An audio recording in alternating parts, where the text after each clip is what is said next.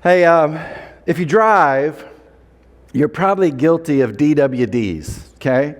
And some of you are trying to figure out if you've ever had a DWD before. You probably haven't. It's driving while distracted. Now, we've kind of talked about this throughout this series. There are things that we do while we're driving that distract us. Texting and driving, which, by the way, is illegal. Being on your phone while you're driving is a distraction. Putting on makeup. Shaving. Some of you shave when you're doing that. I don't know how you do that, but you do that. Maybe you're eating a meal. Maybe you're looking at the scenery or weather or changing the music. As I told you the very first week, 2 times I have looked in someone's car and they've been driving and reading a book, and I don't know how they've done that. Or maybe you're just tired, right? You're just worn out and you're tired. And so we drive often when we are distracted. And of course, some of these, again, are punishable by law. But it's like at the right moment when we need it most, when we are the most distracted when we're driving, we hit those rumble strips. And we hit those rumble strips and they're a warning to us that, hey, buddy, you're veering off the road and you need to pull yourself back so you can go on the path that you're supposed to be on. Well, today we're going to finish up this series called Rumble Strips, and we've been talking about these warning signs when it comes to our marriages. And so as we talk about this today, as we finish this series, we're going to look at another one of these rumble strips that we need to be aware of. And we're going to call these MWDs, okay? Married while distracted.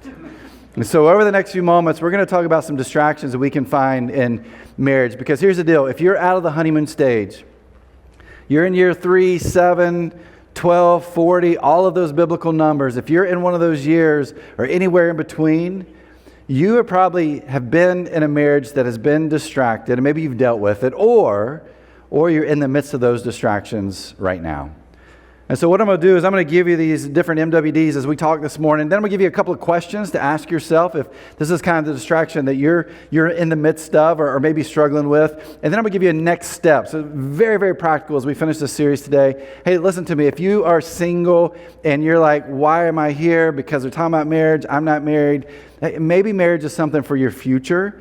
There are going to be nuggets we're going to talk about that I know that you can use in relationships now, but you're also going to be able to use when marriage, if marriage is something you want to do, when marriage comes in the future.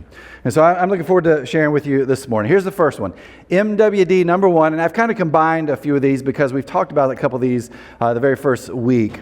Kids, work, and finances.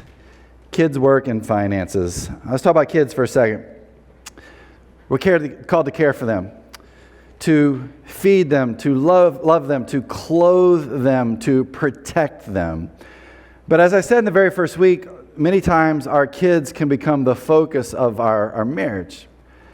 For instance, I've talked to some of you, you have young kids. I've heard conversations that have been going on, and you've talked about how tough it is because these kids, they're little and they just need everything from you, right? They need your time. They need your food. They need your care. And so you're like, we just don't have time for each other. Look, been there. I've done that. I've cleaned up the explosive diarrhea just like you have. It's hard when you have kids, but it's so important that in a marriage relationship, you're finding time for each other. Because if you're not finding time for each other, your kids can easily become a distraction. And here's the deal. Those little kids, they become big kids. And you think things change. That doesn't change. They still need your time. They eat a lot more food. And they need your care and your love. They can just talk to you and have a conversation, which sometimes is good and many times it's not. But kids can become a distraction. Are your kids a distraction to your marriage? Let's talk about work. Sometimes I think people work just so they can be distracted from their marriage. Because of what's happening in the marriage, they just don't want to be there. So they work a lot more. They work long hours. Now, maybe for you, that's just your work. It's just long hours. You got to work on vacation. It's all hours. Again, if we're not careful, work can become a distraction in our marriage. And then there's finances. One of the leading causes of divorce is financial stress. That if you look at divorce, financial stress comes up more and more in that relationship. Now, maybe it's all about control. Someone is trying to control everything when it comes to the money. Maybe it's just about the financial stress. It's medical bills, it's debt, it's expenditures. But if we're not careful, again, finances can become a distraction to our marriage. I love this verse in the Old Testament. Exodus 23 says, "You must not have any other God but me." Here's God who's telling the Israelites, hey, here's the deal. And we talked about this in week 1. I am priority number 1 for you. That I need to be your focus. And so we talked about how God should be our focus and how our spouse should be that second part of those priorities, that second level of our priorities. And yet often we find these other things get in the way. Now, I'm not saying kids are a bad thing, okay? They're an incredible, incredible blessing. I love that we have jobs, which is a gift, and it's kind of nice when you have to worry about your finances because you actually have finances to worry about. But sometimes these things can become so much more important than the marriage itself. Are we putting our kids, our work, and our finances ahead of our spouse? If this is you, a couple questions for you to answer. Here's the first question. Are our kids, and this is you asking the question to yourself, are our kids, my work, our finances becoming more important than our marriage? And if so, why? Question 2, what are 2 things I can do this week to begin to make my marriage more important? 2 things you can do this week to make your marriage more important. Now here's next steps for you. Go find 3 other married couples who have been married for many years and ask them to tell you how they made sure their marriage relationship came before kids, work, or finances. And if you're like, I don't know anybody that fits that bill, hey, email me, find me. We've got plenty of people here at the Journey who have been married many, many years, and they'd love to just share with you what that has looked like for them. But make sure you go find those 3 married couples and ask them those questions. All right? MWD, number 1, kids, work, finances. Here's MWD number 2, past relationships. Our past relationships, and I'm talking specifically here about romantic relationships, can become a distraction to our marriage. For example, as a pastor, sadly, I get a front row seat many times to divorce. And I know from hearing stories of how tough and hard and the toll that divorce has taken on a family and individuals. That hurt and that pain that's there can run pretty deep. And so I'll be in a conversation with this person who's divorced, and they'll talk about how, hey, I'm going to take some time for me. I'm going to get the healing that I need. I need to work on some stuff inside of me. And as a pastor, I'm like, that's amazing. Take that time, be patient, get the healing that you need. And they're like, yep, that's exactly what I'm going to do. 3 weeks later, I'm on Facebook, and it's Facebook official. This person who just said, hey, I'm going to take my time, I'm going to be patient, I'm going to make sure I'm good to go. On Facebook, they're in this relationship with someone else. And I'm sitting there thinking to myself, like, what are you doing? Why didn't you take the time that you needed to get the healing and to work through this the way that you need to work through it? Is it any wonder when we look at statistics for second marriages, the divorce rate is 67%, and for third marriages, it's 75%. And the question is, why does this happen? And I would bet you almost every single time you have someone or a group of people, a couple of people, who have not worked through those past relationships that they've had. And those past relationships are still a distraction in their marriage today. Now, I know I'm using divorce as an example, but I'm talking about any kind of past romantic relationship. If you've had unhealthy relationships, they're always going to be a distraction in your marriage. But again, why? Why does this happen? Why is this the case? It's because we've never dealt with those experiences. We've never dealt with that pain. We've never dealt with that hurt. We've never dealt with that abuse. We've never dealt with that neglect. And what we think is, if I get into this new relationship and I'm with this new person, everything's going to be better. And all those things from my past, they're going to go away. Now, maybe you have really met the most incredible person in the world. Maybe they're great. Maybe they're perfect for you. But too often we look at them and we almost see them as our Savior.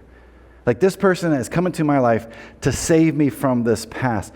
But here's what I will tell you. If you have not dealt with that past relationship in healthy ways, I don't care how wonderful and amazing this new person is, you're still going to find that past relationship in your current marriage. Well, how do we kind of find this play out? Well, I think it's in some feelings and emotions. And we read about these in Ephesians chapter 4. Starting with verse 31, here's what Paul writes. He says, "Get rid of all bitterness, rage, anger, harsh words, and slander, as well as all types of evil behavior. Instead, be kind to each other, tenderhearted, forgiving one another, just as God through Christ has forgiven you." Now, Paul's writing these words to this particular group of Christians, and he's like, hey, you're a follower of Jesus. And so if you're a follower of Jesus, there are certain things you've got to get rid of. And here's some things you can put in its place. So that's the context of what we're reading here. But as I read through this list, it kind of hits me. When I think about people I know that have had past relationships, romantic relationships that have not been good, these emotions and feelings seem to be a part of that person's life if they've never dealt with it. Again, look at what Paul writes here. He says bitterness. The Greek word used for bitterness here is long-standing resentment. This is a resentment that's always there. We're just not getting rid of this bitterness. Aristotle put it this way. He said, bitterness is the resentful spirit which refuses reconciliation. Some of us carry bitterness from the past. Then he talks about rage. Then he uses the word anger. The Greek word here used for anger is anger that has become habitual. I get it. Once you come out of a relationship like that, I think anger is probably not unhealthy. But here's the question, is that anger habitual? Do we continue to hold on to that anger over time? And maybe for some of us we do. Then he talks about harsh words. The Greek word here for harsh words is 4-letter words. Totally joking on that one. That's not really what it says. But it says harsh words, and some of us know we've used those 4-letter words describing that person, even though this relationship may have been years in the past. For some of us, we still hold on to that. Slander. The Jews called slander the sin of insult. I'm guessing if you've never dealt with your past relationships, there's a lot of slander that continues to come out of your mouth. And then other evil behavior here. Again, as I look at this list that Paul talks about, and I think about the conversations I've had with people who have gotten into a new relationship and they haven't dealt with the past relationships, there's still a lot of this there. Again, these emotions, these feelings, these actions that we take. And yet here's what Paul says. He says, if you're a follower of Christ, you should get rid of those things and you should be kind. You should be tender-hearted. He means be compassionate. You should be forgiving. I know I love this part because he says, oh, just like Jesus Christ or God has forgiven you. For some of us, these are the steps, this is the stage we need to be in when it comes to these past relationships. And so if this is your distraction, here's a couple of questions for you. Question number 1, how are my past relationships affecting my present marriage? If you begin to think back about your past romantic relationships, how are they affecting your marriage right now? Question number 2, after reading Ephesians 4, what do I need to let go of or work on because of my past relationships that are hurting my marriage today? When you look at that list, are you like, yep, that's me, that's not me, that's not me, oh, that's definitely me. Like, there may be some things you need to work on through that. Which then leads me to our next step, and this is something we talk about a lot here. We've been talking about this throughout this whole series. It's going to counseling. Is having someone sit down with you and help you work through those past romantic relationships, because if you have not dealt with them, they're not going anywhere. They're going to be in every single relationship you have. Then why not go ahead and work on those now? There's an email address there, office@thejourneynova.org. If you email us, just put Safe Harbor or counseling in the subject line, and we will get you connected and hopefully get you the help you need as soon as possible. But because for some of us, our distractions are past relationships. Here's MWD number 3, expectations. I've actually talked about expectations a couple of times when we've done marriage series, only because I don't think we really think about them, because I believe expectations are a huge distraction in many marriages. And we really need to understand what expectations we bring into the marriage, and even where our spouse is coming from. Now, let me explain what I'm talking about. If you've been here before when I've done this, I've had a table up here and like 4 or 5 boxes, and talked about how each box represents a part of us, right? And so before we get married, we have a box that's our box of desires. Each person comes into marriage and they have this box of desires that they're carrying actually down the aisle. Now, what's that box of desires? It's your dreams, it's your hopes, it's your wishes for this marriage that you're coming into.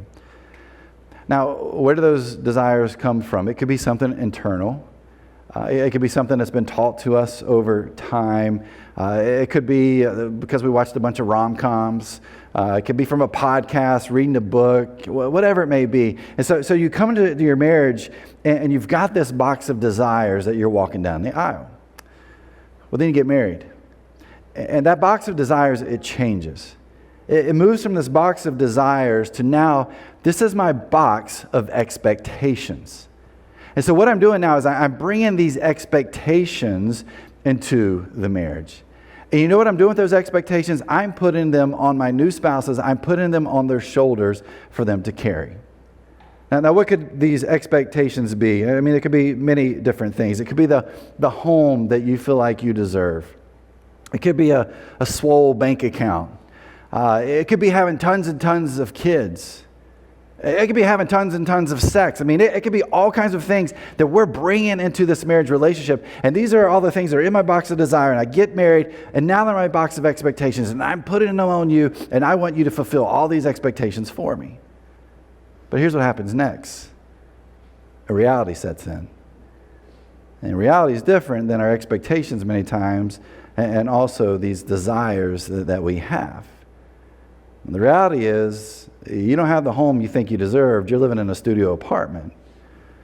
And you don't have a swole bank account. You have a swole credit card debt that you're trying to pay down. And you don't have all those kids running around. Maybe you have no kids. And there's not a lot of sex that's happening. It's maybe no sex that's going on. And you figure out that, wow, this is my actual reality. And when my desires aren't being met, these expectations I have for my spouse, if they're not being fulfilled, we can easily go into this funk because our marriage is not what we expected it to be. It's not what we dreamed about it to be. But if you think about it, here's the deal. What this marriage has become, it's become all about me. This is all about my expectations, and those expectations have become something that has become a distraction within my marriage. We read this verse early on in the series, Genesis chapter 2, verse 24. It says, "This explains why a man leaves his father and mother and is joined to his wife in such a way that the two become one person." And so we read this passage right here in Genesis chapter 2. And if you think about it, Scripture understands that you've got these two individuals, and marriage brings them together as one. And yet I want you to think about maybe your marriage or marriages that you know. How many of them function as two people continuing to be two people? Think about that. And in this kind of marriage, there's lots of my statements, right? This is my house. This is my bank account. This is my room. This is my car. This is my life. What we're doing is we're only looking out for one person. I am looking out for me. And my expectation is I want you to fulfill all of my desires. I want you to fulfill all of my expectations. Why? Because this relationship, this marriage, is all about me. I love what Paul writes in the book of Philippians, chapter 2, starting with verse 3. He says this, he says, "Don't be selfish, Don't try to impress others. Be humble, thinking of others as better than yourselves. Don't look out only for your own interests, but take an interest in others too. In your marriage, who's the focus on? Is it on you or is it on your spouse? Are you pushing your spouse to fulfill all of your expectations? And if they don't fulfill those expectations in this relationship, you don't feel like this relationship is worth anything to you. Or, as we see those words from Paul, are you serving your spouse? Are you giving all of you to them?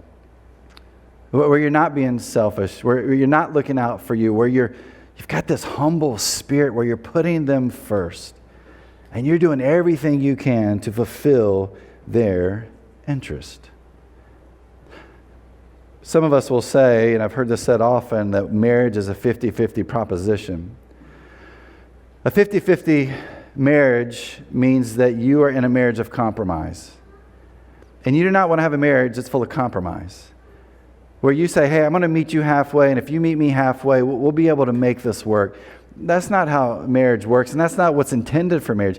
Marriage is, I'm going to give you 100% of me, and I hope that you will give 100% of you to me. It's, I'm going to give all of me, you give all of you. I'm going to be humble. I'm going to put you first. I'm going to serve you with all that I have, hoping, and you can't really control it all the time, that your spouse will do the same thing. Are we giving all that we can to our marriage and to our spouse? Or do we have this distraction of our expectations that keeps bringing this tension around? Well, what can we do? Well, let me ask a couple of questions. Here's a couple of questions if this is you. Question number one, what are the expectations I have for my marriage right now? Because here's the deal, we all have them. If you're married, you have them. If you're not married yet and you're thinking about getting married in the future, hey, guess what? You have expectations of what you think that marriage is going to look like. What are those expectations? Question number two, where are my expectations causing problems within my marriage? You can know those expectations, but do you know how they're influencing and impacting this marriage that you have? Where do you find that they are causing problems? And here's your next step. Figure out 3 ways you can serve your spouse this week so you can make sure they are a priority in your marriage and not you. But here's the kicker.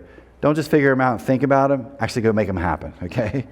Go do those things. And again, we talked about this in the first week of our series. Don't let your expectations be a distraction in marriage. And then here's the last one. MWD number 4, family of origin. I will tell you what I believe is one of the biggest distractions in marriage. It's not kids, it's not work, it's not finances, it's not past romantic relationships, it's not my expectations, it's your family of origin. Our staff's going through a book right now called The Emotionally Healthy Leader. It's written by Pete Scazzaro, and here's what he puts in there. He says, Jesus may be in your heart, but Grandpa lives in your bones. You ever thought about that? It's pretty true.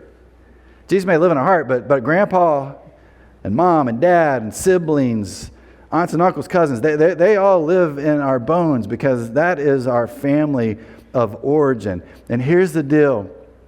Your family of origin has incredible, incredible influence over your relationships today, any relationship, but specifically when it comes to marriage. What was it like in your home growing up? What was your parents, what was their marriage like?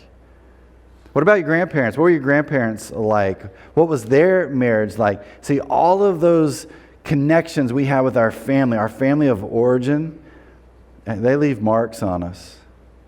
And for some of us, it goes beyond marks. For some of us, they leave some pretty deep scars. Because whatever you've experienced, whatever you experienced growing up, those things, they will continue to impact you today. Good or bad. I'm not saying family of origin is always bad. There's good stuff there, but many times it's some of those bad things that we find are coming up and are distractions in our marriage right now. For instance, just kind of using Kara and me as an example, I grew up in a pastor's home. PK, I know we have a few PKs, missionary kids, here at the Journey, and some of you know exactly what this was like. Our family wasn't perfect, although kind of the expectation was you're the pastor's family, everything was supposed to be perfect, but it wasn't. My dad was a workaholic. I hardly ever saw my dad, and it was just kind of the Lord's work in those days. Pastors were expected to work crazy hours, and my dad did just that. So he was out of the house quite a bit. My mom ended up, she basically was raising 3 boys on her own to some degree, again, and I feel bad for her as I see some of you that have 3 or multiple boys. That I apologize to her quite often. But here's what I do know. There was a lot of love in our home. And yeah, my dad was a workaholic. He was gone a lot, but he loved us. I knew my parents loved each other. They expressed it openly in front of us, which was definitely gross growing up and seeing that happen. But it wasn't a perfect marriage. And they're 50 years in now, and I can still tell you by watching, it's still not a perfect marriage. But there was something healthy there. And I look at my grandparents, and my 2 sets of grandparents were married to the same person their whole life, and were followers of Christ. And so I had a pretty healthy experience. Not all healthy, but pretty healthy experience with my family of origin. My wife, on the other hand, her upbringing was very different. She actually grew up here locally. She graduated from Hayfield Secondary School. Her family moved here from Ohio back in the 1980s because there was no work in Ohio, and her dad got a job down here in D.C., and so they moved down here. Her dad climbed up the corporate ladder, was very successful in the commercial real estate arena here, working for one of the big property management companies here in town. And that meant making more money, getting better titles, which meant for them bigger and better homes. And I don't know if that was kind of the norm back then, but it was like every 4 or 5 years they were moving. They weren't moving away. They were moving like 3 or 4 miles down the street because they were moving to a bigger and better home. Kara's mom, she was a stay-at-home mom. She had 5 kids to take care of, and so she was at home doing that.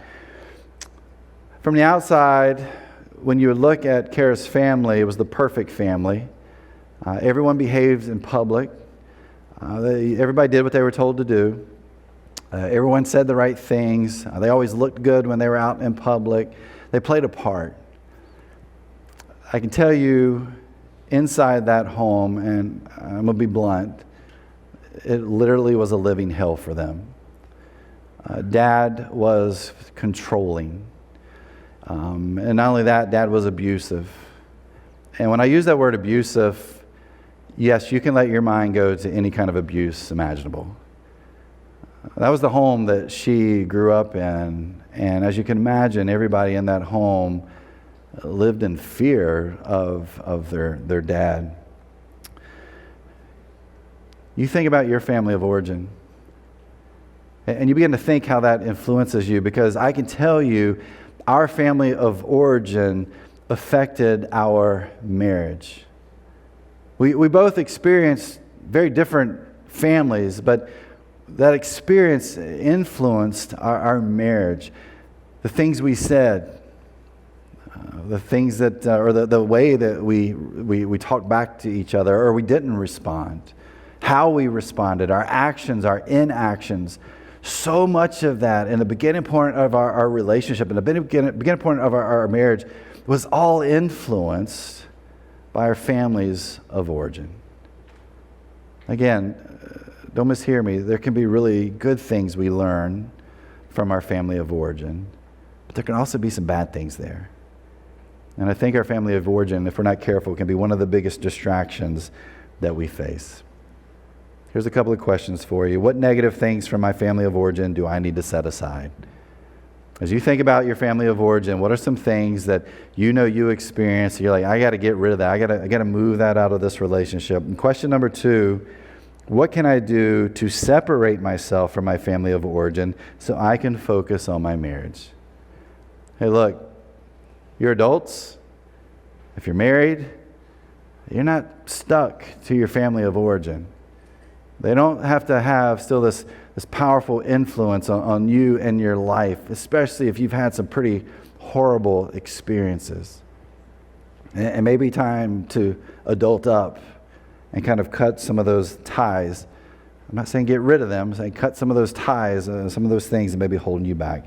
Then here's what I talk to you about next steps. Next steps. Here's the first thing. We're going to do this week with our staff. Should be interesting. A genogram. Take the time to look at your family of origin, your family tree, and go back about 3 or 4 generations. And do the diagram there. Connect all the dots. And under the names, write in the good things. Like, hey, I remember this about this person, my grandparent, they were great. But even put in the rough things, the tough things.